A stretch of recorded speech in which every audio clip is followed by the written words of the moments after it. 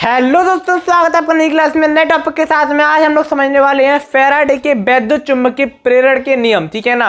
जो आपके फैराडे नाम के वैज्ञानिक हैं, उन्होंने जो आपका चुंबकीय प्रेरण है, वैद्युत चुंबकीय प्रेरण, उससे संबंधित कुछ नियम दिए। कितने नियम दिए? 2 नियम दिए। उन दोनों नियमों की चर्चा करने वाले हैं और आपकी परीक्षा की दृष्टि से अत्यंत महत्वपूर्ण ये टॉपिक है। ठीक है ना। बिल्कुल ईजी वे में आपको समझ में आ जाएंगी चीजें। बस आपको क्या करना है, ध्यान से क्लास को देखना है, ध्यान पूर्वक क्लास को देखना है, समझो क्या होता है। तो आपका लेंज का प्रथम नियम क्या कहता है? तो प्रथम नियम को समझने से पहले ये आपको पता होना चाहिए चुंबकीय प्रेरण क्या होता है, विद्युत चुंबकीय प्रेरण होता क्या है, ये तो पता होना चाहिए। तो समझो क्या होता है। जैसे कि मान लो ये क्या है, ये आपका क्या है, एक कुंडली है और ये आपका क्या है, एक चुंबक है, यानी कि मैग्नेट है। अब आप जानते हो चुंबक, अरे वैसे तो ये मार्कर है लेकिन मैं समझाने के लिए बता रहा हूं। चुंबक में क्या होता है, एक नॉर्थ पोल होता है, एक साउथ पोल होता है, एक साउथ पोल होता है, एक नॉर्थ पोल होता है। ये आपका क्या है, कुंडली है। अब क्या होता है, जब हम कुंडली को और चुंबक को ऐसे रखते हैं तो इसमें एक आपेक्षिक गति करवाते हैं। आपेक्षिक गति में क्या होगा, या तो कुंडली चुंबक के पास आ जाएगी या जो चुंबक है वो कुंडली के पास आ जाएगी।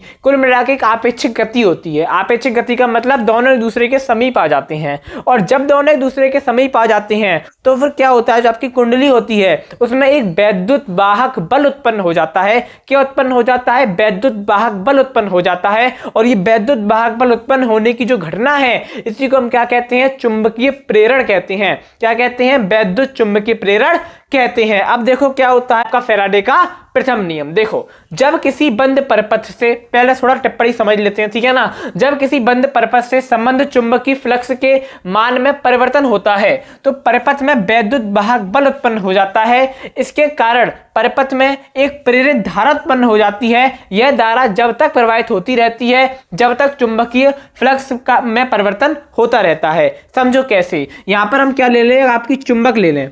क्या ले लें? एक चुंबक ले लें। इसमें एक नॉर्थ पोल है, एक आपका साउथ पोल है। यहां पर हम क्या ले लें, एक कुंडली ले लें। क्या ले लें? एक कुंडली ले लें। ठीक है ना। अब हम क्या करेंगे, इसमें आपेक्षिक गति होगी, दोनों एक दूसरे के समीप आएंगे। फिर क्या होगा, समझो, जब किसी बंद परपथ में, जब किसी बंद परपथ से संबंध चुंबकीय फ्लक्स के मान में, अब हम क्या करें, जो आपकी चुंबक है इससे क्या हो जाए, वैद्युत वाहक, वो जो आपकी चुंबकीय वाहक बल होता है, चुंबकीय बल, वो जो आपका चुंबकीय बल रेखाएं होती है वो यहां से यहां आएंगी। क्या आएंगी? आपकी चुंबकीय बल रेखाएं इस प्रकार से यहां पर आएंगी। जब ये चुंबकीय बल रेखाएं यहां पर आएंगी तो क्या होगा, वैद्युत वाहक बल उत्पन्न होगा। कहां उत्पन्न होगा? जो आपका ये कुंडली है, ये क्या है, कुंडली है। कुंडली में क्या होगा, वैद्युत वाहक बल उत्पन्न होगा।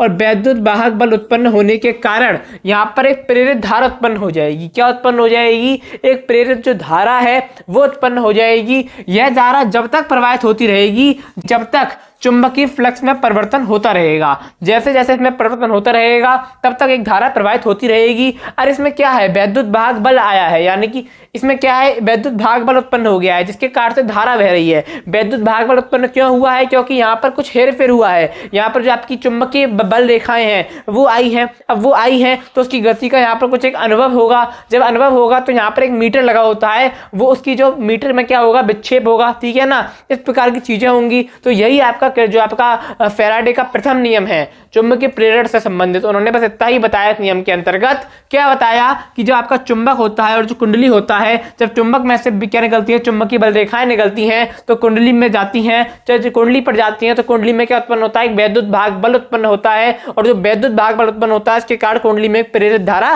बहने लगती है और वो तब तक बहती रहती है जब तक उसके चुंबकीय फ्लक्स में परिवर्तन होता रहता है। बस इतना आपको पता होना चाहिए पहले नियम के अंतर्गत। दूसरा नियम क्या है, तो जो आपका दूसरा नियम है किसका, फैराडे का। ठीक है ना। उन्होंने क्या बताया, प्रेरित वैद्युत वाहक बल का मान चुंबकीय फ्लक्स में परिवर्तन में ऋणात्मक दर के बराबर होता है। यानी कि जो आपका प्रेरित विद्युत वाहक बल है, यानी कि जो आपका ई है उसका मान बराबर होता है डेल्टा फाई अपॉन में डेल्टा टी के। ठीक है ना। और ये माइनस में होता है। अब यहाँ पर जो आपका डेल्टा फाई है वो क्या है, डेल्टा फाई 2 से माइनस फाई 1, और जो आपका डेल्टा टी है तो वो T2 से माइनस T2 है। ठीक है ना। ये आपका समय है और ये आपका क्या है, कुंडली है। ठीक है ना। इस प्रकार से अब ये होता है E is equal to minus delta phi upon में डेल्टा टी होता है। अब हम क्या कर रहे हैं, यदि कुंडली में फेरों की संख्या n हो, यानी कि जो आपकी कुंडली हमने ली थी उसमें क्या हो, फेरों की संख्या n हो। कुंडली किस प्रकार से होती है, एक आपकी जो कुंडली होती है वो इस प्रकार से डिजाइन की जाती है। ठीक है ना। ये उसमें फेरों की संख्या होती है, यहाँ एक मीटर लगा होता है, ठीक है ना। इसमें विक्षेप हो जाता है, तो यहाँ पर जो फेरों की संख्या है अगर वो n हो, कितनी हो, n हो, तो यहाँ पर क्या हो जाएगा, E is equal to minus N delta phi upon में डेल्टा टी हो जाएगा।